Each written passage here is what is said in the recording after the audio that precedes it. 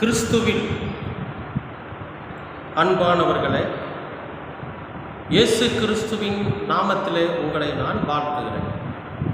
இன்றைய நாளுக்கான கர்த்தருடைய வார்த்தை நாகூம் 1ஆம் அதிகாரம் 2வது வசனம். கர்த்தர் எரிச்சல் உள்ளவரும் நீதியை சரி கட்டுகிறவருமான தேவன், உக்கிர கோபம் உள்ளவர். கர்த்தர் தம்முடைய சத்துருக்களுக்கு பிரதிபலன் அளிக்கிறவர். அவர் தம்முடைய பகைஞருக்காக கோபத்தை வைக்கிறார். நம்முடைய ஆண்டவர் எப்படிப்பட்டவர் அப்படிங்கிறத இந்த நாகூம் தீர்க்கதரிசியானவர் அழகாக எழுதுகிறார். ஏன்னா இன்றைக்கு உலகத்தில் பாவம் பெருகுவதற்கு, அதுவும் இந்த கிறிஸ்தவ மார்க்கத்துக்குள்ள பாவம் அதிகப்படியாக ஆவதற்கு என்ன காரணம் அப்படிங்கிறத நாம் தெரிஞ்சுக்கணும். எல்லாருமே இரட்டை வேஷம் உள்ளவர்களாக இருக்கிறாங்க. வேதத்தை போதிக்கிறவர்கள் அதிகப்படியாக எப்படி இருக்கிறாங்கன்னா, இரட்டை வேடம் உள்ளவர்கள், இரட்டை நாவு உள்ளவர்களாக இருக்கிறாங்க. வேதத்தை கையில் எடுத்து மேடையில் பேசுகிறப்ப ஒரு பேச்சு, அதை விட்டுட்டு இறங்கி வந்துட்டாக்கா அதுக்கப்புறம் ஒரு பேச்சு. 4 பேருக்கு முன்னால் தன்னை பரிசுத்தமான காட்டிக்கிறதுக்காக ஒரு பேச்சு, யாருமே இல்லாதப்ப தன்னுடைய சுயத்தை காண்பிப்பதான ஒரு பேச்சு. சில பேர் பார்த்திங்கன்னா ரொம்ப கடுமையாக இருப்பாங்க. அப்போ நான் ஒரு முறை ஒரு ஊழியரை சந்திக்கிறப்போ அவர் ரொம்ப கடுமையாக நடந்துக்கிட்டு இருந்தார். ஆனால் பெரிய ஒரு ஊழியக்காரர், நிறையா வசதி இருக்குது, நிறையா பணம் இருக்குது, நிறையா காணிக்கைகள் அவருக்கு குமியுது. அவர் என்ன பண்ணுவார், மேடையில் பேசுகிறப்ப ரொம்ப சாந்தமாக இருப்பார், ரொம்ப அமைதியாக இருப்பார், இயேசு கிறிஸ்துவே பிரதிபலிக்கிற மாதிரி பேசுவார், எல்லாமே இருக்கும். ஆனால் கீழே இறங்கி ஒரு முறை நான் அவரை சந்திக்கிறப்ப ரொம்ப கடுமையான வார்த்தைகளை பேசுறது, திட்டுறது, கடுக்கடுன்னு பேசுறது, இப்படி இருந்தார். நான் நினச்சேன், என்னடா அங்கே ஒரு பேச்சு இங்கே ஒரு பேச்சு இவர் பேசுகிறாரு, அங்கே பேசுகிறதுக்கும் இங்கே பேசுகிறதுக்கும் சம்மந்தமே இல்லையே அப்படின்னு நான் நினச்சிட்டு உடனே நான் ஒரு முடிவு எடுத்துடல. சரி, என்ன பார்த்தா இருக்கும்னு கொஞ்சம் பொறுமையாக விசாரிப்போம்னு விசாரித்தா அவரே என்னை கூப்பிட்டு சொல்கிறார், பிரதர், ஊழியம் வேறு, அட்மினிஸ்ட்ரேஷன் வேறு. இங்கே பார்த்தீங்களா எத்தனை பேர் வேலை செய்கிறாங்கன்னு? எல்லாருமே என்னை நம்பி வேலை செய்கிறாங்க, எனக்கு கீழே வேலை செய்கிறாங்க, எங்கிட்ட வேலை செய்கிறாங்க. இவங்களுக்கெல்லாம் நான் கொடுக்குற சம்பளம் எது அப்படின்னா, மக்கள் எனக்கு கொடுக்குற காணிக்கை, மக்கள் எனக்கு கொடுக்குற தசமபாகம், அதை வச்சு தான் நான் இவங்களுக்கு என்ன பண்ணுறேன், சம்பளம் கொடுக்குறேன். அப்போ இவங்க எப்படி நடந்துக்கணும்? நீங்கள் இங்கே இருக்கிற எல்லாரையும் போய் விசாரித்து பாருங்கள், யாருக்குமே தாமதமாக சம்பளமே போகாது. 1ஆம் தேதி ஆனால் அவங்களுடைய பேங்க் அக்கௌண்ட்டில் சம்பளம் போயிடும். அக்கௌண்ட்டில் சம்பளத்தை போட்டுருவோம். ஏன்னா எந்த காரணத்தை கொண்டு அந்த அவருடைய குடும்பம் கஷ்டப்படக்கூடாது அப்படிங்கிறதுக்காக 1ஆம் தேதி அந்த சம்பளத்தை போட்டுருவோம். அப்புறம் அந்த பிள்ளைகள் படிப்புக்கு என்ன தேவையோ அதையும் நம்ம சந்திப்போம். திடீர்னு அவங்களுக்கு உடல்நிலை சரியில்லைன்னா அதையும் நாம் சந்திப்போம். இதை எல்லாமே நான் எங்கிருந்து கொடுக்குறேன் அப்படின்னா, ஏழை மக்களும் பணக்காரரும் நடுத்தர மக்கள் கொடுக்குற காணிக்கையிலிருந்து தான் நான் கொடுக்குறேன். எனக்கு தேவையானது போக, எனக்கு மிஞ்சினது போக, மீதியை நான் இப்படிப்பட்ட வேலைக்கு வச்சுருக்கிறவங்களுக்கு நான் கொடுக்குறேன். அப்போ அவங்க சரியாக வேலை செய்யணும்ல. நான் ஏன் கடிச்சிக்கிறேன், நான் ஏன் திட்டுறேன் அப்படின்னா, அவர்களுடைய ஒழுக்கத்துக்காக தான். அவங்க சரியானபடி வேலை செஞ்சு சரியானபடி தன்னுடைய ஊதியத்திற்கேற்ற வேலையை அவங்க செஞ்சாங்கன்னா ஏன் நான் திட்ட போகிறேன்? அதனால தான் நான் கடுக்கடுன்னு இருக்கிறேன். ஆண்டவரோட ஊழியத்தை நான் செய்யலைன்னா ஆண்டவர் என்னை திட்டுவார். அந்த மாதிரி இந்த உலகத்திற்குண்டான வேலையை அவங்க செய்யலைன்னா நான் திட்டுவேன். சில நேரங்களில் கடுமையாக கூட திட்டுவேன். சில பேரை வேலையிலிருந்து நின்றுக்கன்னு கூட சொல்லுவேன். ஏன்னா அவர்கள் சரியானபடி வரணுங்கிறதுக்காக அப்படின்னு சொல்லி விளக்கம் சொன்னார். அதை விசாரித்த வகையில் அதுதான் உண்மையாகவும் இருந்துச்சு. இது எதுக்குன்னு கேட்டிங்கன்னா, தனக்கு நிறைய காணிக்கைகள் வருது, தன்னிடத்தில் ஏகப்பட்ட சொத்துக்கள் இருக்குது. ஆனால் நமக்கு கீழே கிட்டத்தட்ட எத்தனையோ பேர் வேலை செய்கிறாங்க.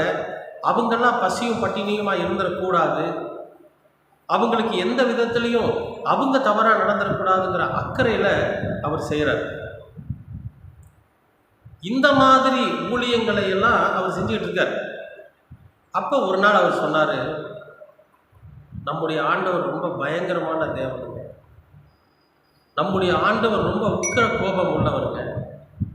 அவரை நாம் ஏமாத்தணும்னு வைங்க, அவருக்கு விருப்பம் இல்லாத காரியத்தை நம்ம செஞ்சோன்னு வைங்க, நம்மளை அடிப்பாருங்க. நம்மளால் நமக்கு என்ன நடக்குதுன்னே புரியாத அளவுக்கு ஒரு சில சம்பவங்கள் நடந்தேறிடுங்க. எத்தனையோ ஊழியர்கள் இன்றைக்கி அழிஞ்சு போனதுக்கு காரணம் என்ன தெரியுமா? கர்த்தர் ஒரு கோபம் உள்ளவர் அப்படிங்கிறத நாம் உணராமல் இருந்தது தான். அது உக்கிர கோபக்காரர் அப்படிங்கிறத நாம் உணராமல் இருந்தது தான். கர்த்தர் எரிச்சல் உள்ள தேவன் அப்படிங்கிறத நாம் உணராமல் இருந்தது தான். சரி, அப்போ இந்த வார்த்தை எனக்கு ஞாபகம் வந்துச்சு. என்ன அப்படின்னா, அவர் எரிச்சல் உள்ள தேவனும் நீதியை சரி கட்டுகிறவருமாய் இருக்கு. அவர் எரிச்சல் உள்ளவர் தான். அநீதி செய்கிறவர்களை அடிக்கிற தேவன், நீதியாய் நடக்கிறவர்களை அரவணைக்கிற தேவன். யாருக்கு அவர் எரிச்சல் உள்ள தேவனாக இருக்கிறார்னா, அநீதி உள்ளவர்களுக்கு அவர் எரிச்சல் உள்ள தேவனாக இருக்கிறார். இன்னைக்கு கிறிஸ்தவத்துக்குள்ள நாம் இப்படி ஒரு வசனத்தை எடுத்து பிரசங்கிக்கிறது இல்லை. அப்படி பிரசங்கிச்சா நம்மை ஏற்றுக்கொள்வாரும் இல்லை. ஆசீர்வாதத்தை சொல்லணும், மன்னிக்கிறார்னு சொல்லணும், கர்த்தருடைய பிள்ளைகள்னு சொல்லணும். நீங்கள் தான் அவர்கள்னு அந்த திருச்சபை மக்களை பார்த்து சொன்னால் ரொம்ப சந்தோஷப்படுவாங்க. ஆனால் ஒருவர் செய்கிற தவறை சுட்டி காட்டி கர்த்தர் உன்னை நியாயம் விசாரிக்க போகிறார்னு சொன்னீங்கன்னா அவங்க நம்ம மேலே கோபப்படுவாங்க. இதுதான் நடைமுறையில் இருக்கிற ஒரு உண்மை. இந்த வசனம் எவ்வளவு ஒரு பயத்தை ஏற்படுத்துகிற வசனமாக இருக்கு பாருங்க. எரிச்சலுள்ள தேவனும் நீதியை சரி கட்டுகிறவருமான தேவன். கர்த்தர் நீதியை சரி கட்டுகிறார். அடுத்தது, உக்கிர கோபம் உள்ளவர். கர்த்தர் தம்முடைய சத்துருக்களுக்கு பிரதிபலன் அளிக்கிறார். சத்துருனா நமக்கு விரோதமாக எழும்புறோம், நம்மை அழிக்கணும்னு நினைக்கிறோம், நமக்கு பிரச்சனைகளை உண்டு பண்ணணும்னு நினைக்கிறோம், நாம் செய்து கொண்டு இருக்கிற ஊழியத்தை கெடுக்கணும்னு நினைக்கிறோம். இந்த மாதிரியான விரோதிகளைத்தான், பிசாசினுடைய செயல்பாடுக்கு தன்னை அர்ப்பணித்து கடவுளுடைய பிள்ளைகளுக்கு இடுக்கண் செய்கிற பிள்ளைகளைத்தான் சத்துரு என்று இம்மானுவேலர் குறிப்பிடுகிறார். அப்போ இந்த சத்துருக்களை சரி கட்டுகிற தேவன் அவங்களுக்கு என்ன பண்ணணுமோ அதை பண்ணிடுவார். அவங்க நினச்சிட்டு இருப்பாங்க, நமக்கு மேலே யாரும் இல்லை, இவன் வேதத்தை போதிக்கிறவன் தான், திருப்பி அடிக்க மாட்டான், இவன் வேதத்தை போதிக்கிறவன் தான், யாரையும் தண்டிக்க மாட்டான், இவன் வேதத்தை போதிக்கிறவன் தான், இவன் யாருக்கு விரோதமாக பேச மாட்டான்னு நம்ம நினச்சி அவன் என்ன பண்ணுவான், நமக்கு விரோதமாக எழும்புறப்போ நமக்குள்ளே இருந்து கர்த்தர் அவனை சரி கட்டுவான். அது மட்டும் இல்லை, அவர் தம்முடைய பகைஞருக்காக கோபத்தை வைத்து வைக்கிறார். எப்படி நம்ம பிள்ளைகளுக்காக நம்ம சொத்துக்களை சேர்த்து வைக்கிறோமோ, நம்முடைய குழந்தைகளுக்காக நம்ம உடைமைகளை சேர்த்து வைக்கிறோமோ, அந்த மாதிரி அக்கிரமம் செய்கிறவனுக்கும் அநியாயம் செய்கிறவனுக்கும் தனக்கு விரோதமாக எழும்பி இருக்கிற சத்துருக்களையும் அவர் தண்டிப்பதற்காக தன்னுடைய கோபத்தையே சேர்த்து வச்சிருக்காரு. அந்த உக்கிர கோபத்தை என்ன பண்றாரு? வைத்து வைக்கிறார். அன்பானவர்களே, இந்த வசனத்தை இன்னும் சில ஊழியர்கள் படிக்கிறாங்களா என்னமோ தெரியல. வெறுமனே இயேசு கிறிஸ்து மன்னிக்கிறவர், இயேசு கிறிஸ்து ரட்சிக்கிறவர், இயேசு கிறிஸ்து நீங்கள் என்ன பாவம் பண்ணாலும் உங்களை மன்னிச்சிருவார் அப்படின்னு போதனையை பண்ணி தன்னுடைய வயிற்றை நிரப்பிக் கொண்டிருக்கிறவர்கள் தான் அதிகமாக இருக்கிறார்கள். அன்பானவர்களே, இந்த வசனத்தை முழுமையாக வாசித்து இந்த வசனத்தின்படி நாம் நடந்தோன்னு வைங்களேன், நிச்சயமாகவே நம்முடைய வாழ்க்கையில் நாம் கடவுளை நெருங்கினவர்களாக இருக்கணும். நமக்குள்ள பயம் இருக்கணும். அவர் எரிச்சல் உள்ள தேவன், நாம் தப்பு பண்ணாக்க அவர் தட்டி கேட்பார். நாம் சத்துருவா போல நம்ம எழும்பினோம்னா நம்மை சரி கட்டிடுவார். அவருக்கு விரோதமாக எழும்புனா அவர் கோபம் பயங்கரமாக இருக்கும். அந்த உக்கிர கோபம் நம்ம எரிச்சிரும், அழிச்சிருங்கிற பயம் நமக்குள்ளே இருக்கு. அப்படி இருந்ததுனா தான் நாம் ஒரு உண்மை கிறிஸ்தவர்களாக வாழ முடியும். இயேசு கிறிஸ்துவை பிரதிபலிக்கிறவர்களாக நாம் வாழ முடியும். அன்பானவர்களே, தயவு செய்து நாம் எல்லாம் கர்த்தருடைய பிள்ளைகளாக இருக்க வேண்டும் என்று சொன்னார்.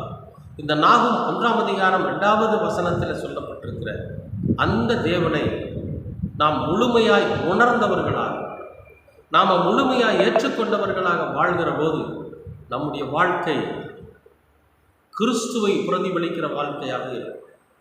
விசுவாசிக்கிறீங்களா? அன்பின் பரலோக பிதாவே, உமக்கு ஸ்தோத்திரம். இந்த நாளை ஆசீர்வதித்து கொடுத்ததற்காகவும் நன்றி. நீர் எரிச்சல் உள்ள தேவனாகவும் உக்கிர கோபம் உள்ளவராகவும் சத்துருவுக்கு சரி கட்டுகிறாராகவும் இருக்கிறவர். நீர் சத்துருவை அழிப்பதற்காக உடைய கோபத்தை வைத்திருக்கிறீர் என்பதையும் உணர்ந்து அதற்கு பயந்து நாங்கள் உண்மையுள்ள பிள்ளைகளாக உம்முடைய கோபத்திற்கு நாங்கள் எங்களை ஆளாக்கி கொள்ளாதபடிக்கு நாங்கள் பாதுகாத்து உண்மையும் உத்தமமாய் நடக்க நீர் எங்களுக்கு கிருபை பாராட்டு. எல்லாவற்றும் இரட்சகராம் இயேசு கிறிஸ்துவின் வழியாக கேட்கிறோம் நல்ல பிதாவே. ஆமென், ஆமென், ஆமென்.